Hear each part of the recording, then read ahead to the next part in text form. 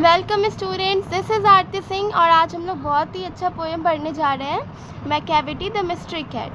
तो आज हम टी.एस. एलियट के बारे में पढ़ेंगे जो 20th सेंचुरी के एक महान कवि थे। पहले उनका इंट्रोडक्टरी है तो उनके बारे में ही पहले पढ़ेंगे, उसके बाद चैप्टर को स्टार्ट करेंगे। और साथ ही उनकी एक मज़ेदार कविता, कौन सी कविता है, मैकेविटी द मिस्ट्री कैट, को भी समझेंगे। सो मैं आप लोगों को लाइन बाय लाइन एक्सप्लेनेशन दूंगी, एकदम अच्छे से आप लोगों को पूरा अच्छा समझ में आएगा। सो सबसे पहले टी.एस. एलियट का introduction. Thomas James Eliot 1888 to 1965 was born in St. Louis, Missouri, USA, but eventually settled in England। तो बच्चों, टी.एस. एलियट जिनका पूरा नाम थॉमस टर्न्स एलियट था, उनका जन्म 1888 में अमेरिका के सेंट लुइस मिसौरी में हुआ था, लेकिन बाद में वो इंग्लैंड में बस गए थे जहाँ उन्होंने अपनी ज़्यादातर साहित्य का काम किए थे। A classic in literature, an Anglo-Catholic religion, and a royalist in politics, he rose to become one of the greatest poets of the 20th century। यहाँ पर एलियट के 3 मुख्य विचारों को बताया गया। क्लासिस्ट इन लिटरेचर मतलब साहित्य में क्लासिस्ट, शास्त्रीय चीज़ों को पसंद करते थे। एंग्लो कैथोलिक इन रिलीजन, धर्म में वो एंग्लो कैथोलिक थे जो चर्च ऑफ इंग्लैंड के एक खास हिस्सा थे। और रॉयलिस्ट इन पॉलिटिक्स मतलब जो राजनीतिक में वो रॉयल राजशाही के समर्थक थे, यानी मोनार्की को पसंद करते थे। इन सब विचारों के साथ वे 20th सेंचुरी के सबसे महान कवियों में से एक मान गए। He was also distinguished critic and a dramatist। He was awarded the Nobel Prize for Literature। Eliot सिर्फ कवि ही नहीं थे बल्कि एक बहुत ही सम्मानित मतलब क्रिटिक मतलब सम्मानित नाटककार थे, ड्रामेटिस्ट भी थे। उनके लिटरेचर योगदान के लिए उन्हें 1948 में साहित्य का नोबेल पुरस्कार, नोबेल प्राइज़ फॉर लिटरेचर मिला था। लिटरली अप्रिशिएटिंग है ये। His best known poems are The Waste, The Land, The Westland, Ash Wednesday and Four Quarters। तो उनके प्रसिद्ध कविताओं में से ये सब आप लोग लर्न करना, हाईलाइटेड भी है। तो the Waste Land, Ash Wednesday and Four Quartets शामिल हैं। ये सभी मॉडर्निस्ट लिटरेचर के महत्वपूर्ण उदाहरण हैं। As poet and spokesman of for his age, he truly represents the intellectual, social and philosophical moods of 20th century. एक कवि और अपने ज़माने के प्रवक्ता के रूप में उन्होंने 20th सेंचुरी के बौद्धिक मतलब intellectual, social and philosophical moods को दर्शाया है, ठीक है, बखूबी से दर्शाया। द प्रेजेंट ओरा मैकेविटी, ये बहुत लाइन इंपॉर्टेंट है।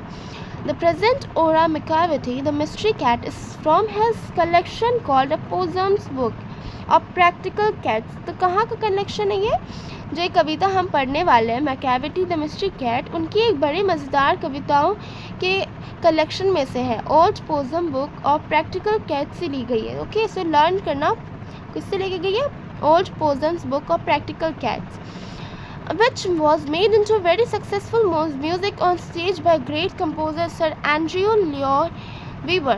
और बच्चों, आपको जानकर खुशी होगी कि इसी संग्रह को आधार बनाकर महान संगीतकार एंड्रयू लॉयड वीवर ने एक बहुत ही सफल म्यूजिकल कैट्स बनाया जो स्टेज पर बहुत हिट हुआ है। It is a light poem, the mock heroic vein। It does not need any solemn or detailed analysis। Its charm comes from its neat rhythms and galloping rhythms, as well as comic effect of a monster criminal who is in fact a cat। यह कविता Macavity एक mock heroic when में लिखी गई है, जिसका मतलब है कि इससे एक हल्के फुल्के मजाकिया अंदाज में किसी छोटी चीज़, यहाँ एक बिल्ली को बहुत ही बड़े और वीर तरीक़ों से दिखाया गया है। इससे सॉलेम और डिटेल एनालिसिस की ज़रूरत नहीं है। इसकी खूबसूरत, इसकी सटीक तकूबंदी, नीट राइम्स एंड गलोपिंग रिदम मतलब तेजी लय। नीट राइम्स मतलब क्या होता है ना, सटीक तुकबंदी, राइम हो रहा है, और तेज लय मतलब गलोपिंग रिदम में है। और साथ ही इनमें ऐसे एक मॉन्स्टर क्रिमिनल है, एक राक्षस अपराधी जिसका मजाकिया कॉमिक इफेक्ट, ठीक है, जो असल में बिल्ली है। So let's start. So poem Macavity the Mystery Cat. तो अब poem Macavity the Mystery Cat को समझते हैं। ये एक लाइट हार्टेड और प्लेफुल पोएम है जो मैकेविटी नाम की एक मिस्टीरियस और क्लेवर कैट के बारे में। मैकैविटी है कौन वैसे? मैकैविटी एक बहुत ही नॉटी मास्टर क्रिमिनल कैट है जिसे हिडन पॉ भी कहते हैं। सो let's start line by line. मैकैविटी is a mystery cat. He is called a hidden पॉ। तो मैकैविटी एक रहस्यमय मतलब मिस्ट्री बिल्ली है जिसे छुपा हुआ पंजा भी कहते हैं। हिडन पॉ मतलब छिपा हुआ पंजा। पंजा तो है लेकिन छिपा हुआ है। इसका मतलब यह है कि आपके अपने सारे कारनामों बड़ी चतुराई से गुप्त करके तेज अंजाम देता है।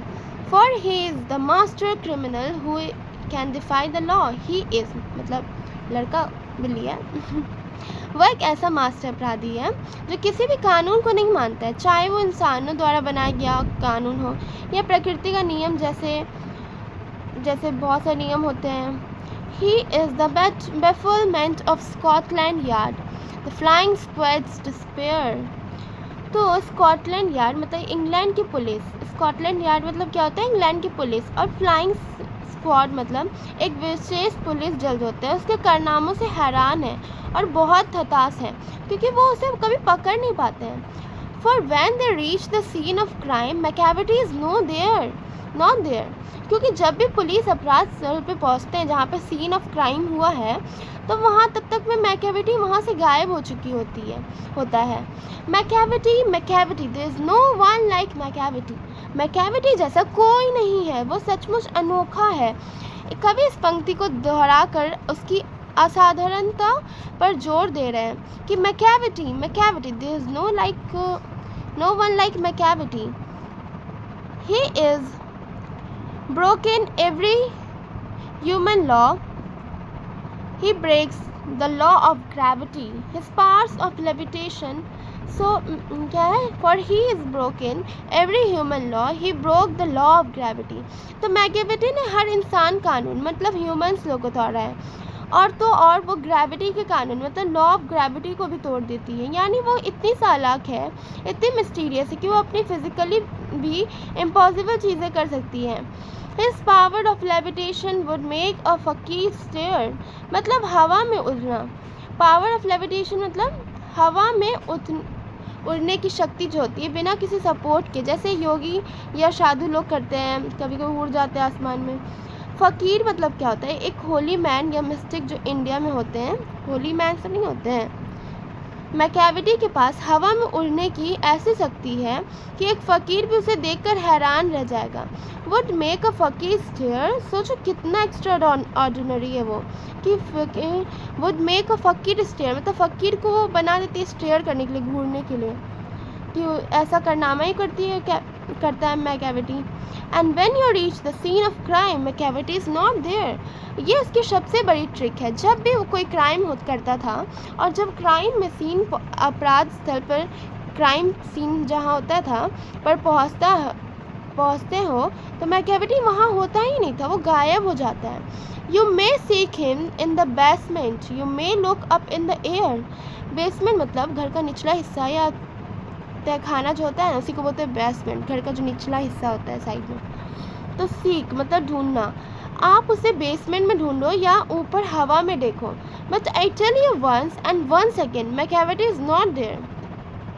पोएट कह रहे हैं कि मैं तुम्हें बार बार बता रहा हूँ मैकैविटी वहाँ नहीं मिलेगा। उसकी लोकेशंस का पता लगाना बहुत ही इम्पॉसिबल है। वो बहुत क्लेवर है, वो कोई भी क्राइम करके भाग जाता है, कोई भी स्टेप्स कुछ निशान नहीं छोड़ता है।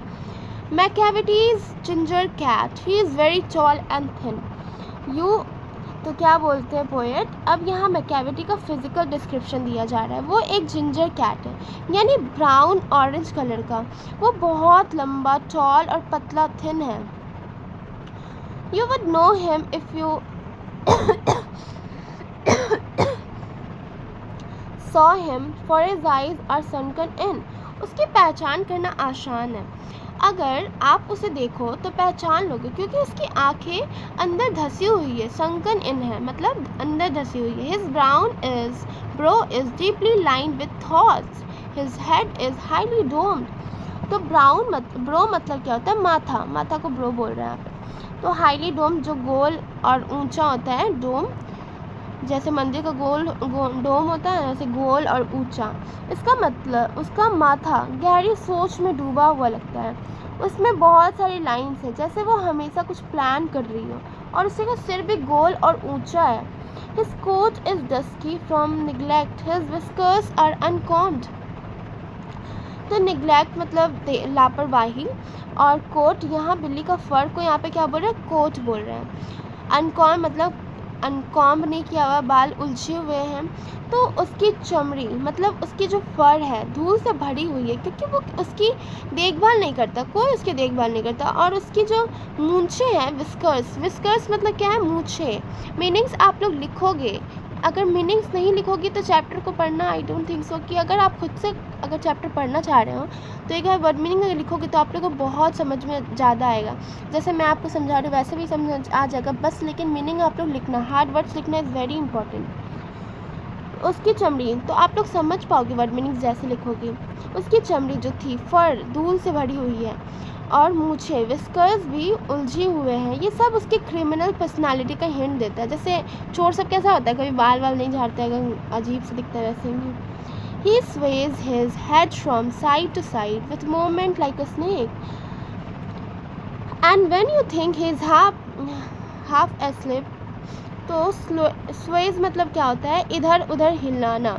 हर sways his head, इधर उधर हिलाना, और स्नेक मतलब सांप होता है। जब मैकैविटी चलता है तो वो अपना सर एक सांप की तरह इधर उधर हिलाते हिलाते एकदम चल रहा है, एकदम डोलते डोलते, यह उसकी चालाकी और डेंजर को बताता है। And when you think he is half asleep he is always wide awake.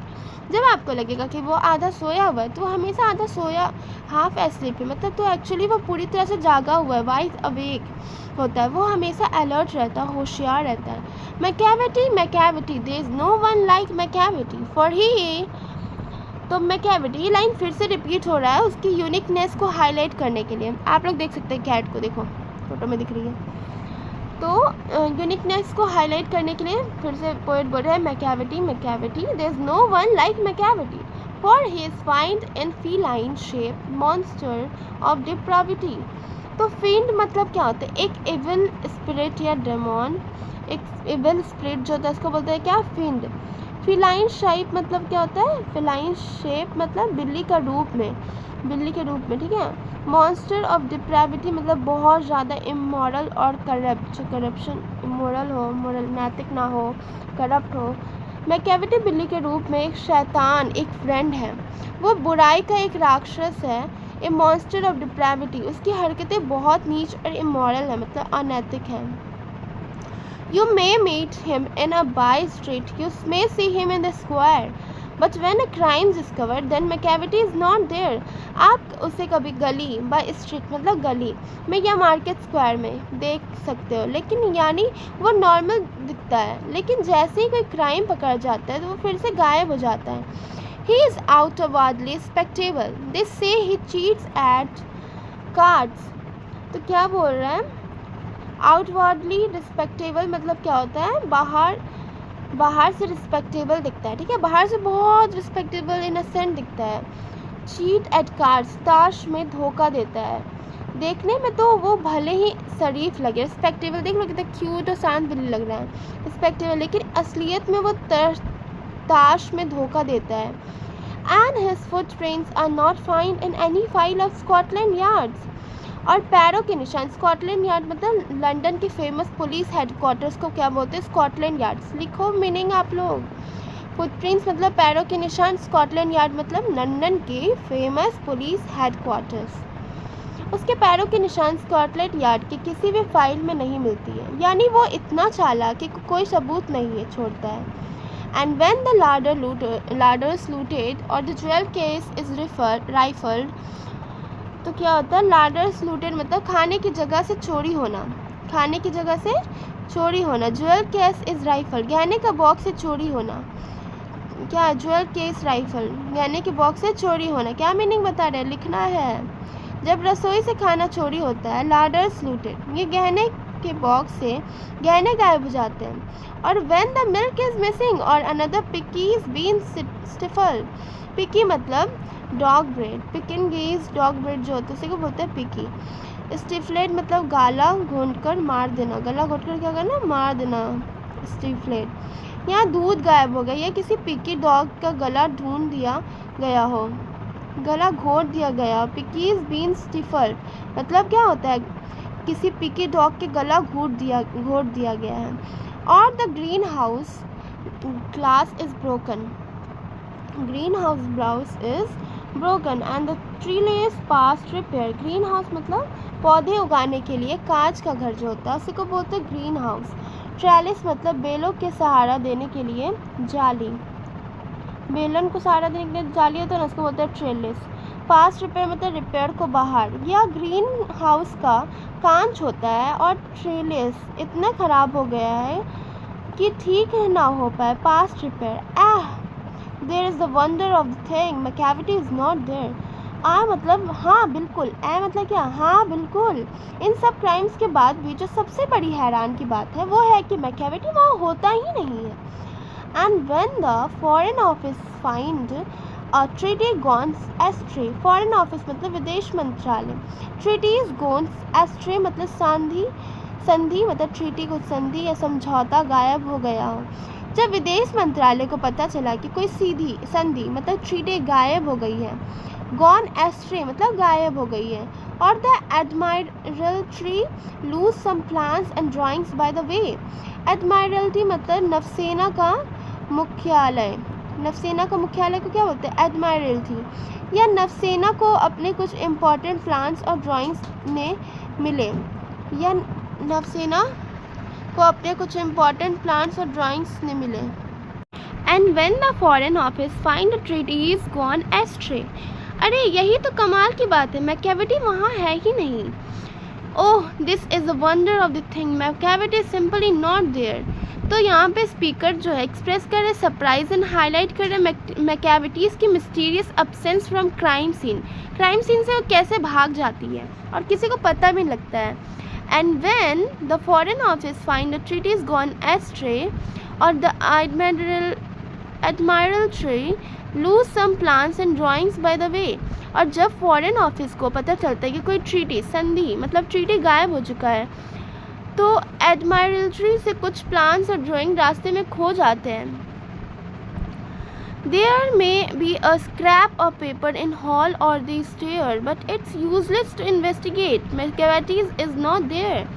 शायद हॉल में या सीढ़िया पर कोई कागज़ का टुकड़ा मिले, लेकिन जांच करना बेकार है क्योंकि माय कैविटी वहाँ नहीं है। क्योंकि वो कोई भी क्लेवर है, वो कोई भी काम करने से भाग जाती है तुरंत और कोई इसे पकड़ नहीं पाता। And when the loss has been disclosed, the secret service say it must have been my cavity, but he is a mile away. और जब नुकसान का खुलासा होता है तो सीक्रेट सर्विस कहती है यह माय कैविटी ने ही किया होगा, लेकिन वो तो मीलों दूर होता है ना। You'll be sure to find him resting or licking off his thumbs or engaged in doing complicated long division sums.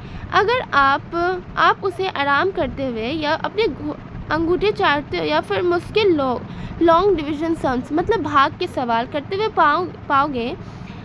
तो Macavity there is no one like my cavity. There never was a cat of such deceitfulness and suavity. तो क्या बोल रहे हैं, मैं cavity जैसा कोई नहीं है, ऐसा धोखेबाज और स्मूथ बिल्ली कभी नहीं हुआ। He is always has an alibi and one or two to spare. उसके पास हमेशा एक अलीबी सफाई होती है और एक दो एक्स्ट्रा भी होती है। He always has a perfect excuse to prove his innocence, कि वो प्रूव करे कि वो innocence है। At whatever time the death took place, my cavity wasn't there. चाहे अपराध कितने भी समय हुआ हो, my cavity वहाँ नहीं था, नहीं। At whatever time the death took place, my cavity wasn't there. This is the ultimate recurring theme, his uncanny ability to disappear without a trace from the scene of crime. किसी को पता नहीं लगने देती है और तुरंत में गायब हो जाती थी। सो इस चैप्टर का एक छोटा सा समरी ले लेते हैं, इससे आप लोग रिवाइज भी कर लोगे और समरी भी है ये। तो ये कविता मैकेविटी नाम एक रहस्यमय मतलब मिस्ट्री कैट के बारे में थी, जैसा कि हम लोगों ने पढ़ा, जिसके हिडन पाव भी कहा जाता है। ये बिल्ली इतनी चालाक है, इतनी क्लेवर है कि अपराध करने के बाद वो कभी उस जगह पर होती नहीं, क्राइम सीन पे होती ही नहीं है। वो क्राइम की मास्टरमाइंड है। मैकैविटी एक ऐसा अपराधी है जो विदेशी कार्यालयों में संधि पत्रों को, ट्रीटी लेटर्स को गायब कर सकता है, या नौसेना के महत्वपूर्ण नक्शों या चित्रों को चुरा सकता है, हमेशा गायब। सबसे हैरत की बात तो ये है, जब भी कोई अपराध या कोई भी क्राइम होता है, जांच करने के पर मैकैविटी कभी भी वहाँ नहीं मिलती, चाहे वो हॉल हो या सीढ़ियाँ हो या कोई भी सुराग नहीं मिलता है। वो मास्टर ऑफ डिसेप्शन है। गुप्त सेवा भी मानती है कि वह काम मैकैविटी का ही है, लेकिन वो हमेशा मीलों दूर होती है, या तो आराम कर रही होती है या अपने अंगूठों चाट रही होती है, और फिर जटिल भाग के सवाल हल करने मतलब मैथ्स के सवाल हल करने में व्यस्त होती है। और मैकैविटी जैसा कोई नहीं है और कोई नहीं है। वो धोखे और चिकनाई में बेजोर है, मतलब बहुत स्मूथ है, बहुत क्लेवर। उसके पास हमेशा बहाने रहते हैं जिससे वह साबित कर सके कि वो कोई भी अपराध नहीं किए, मैकैविटी वहाँ नहीं थी।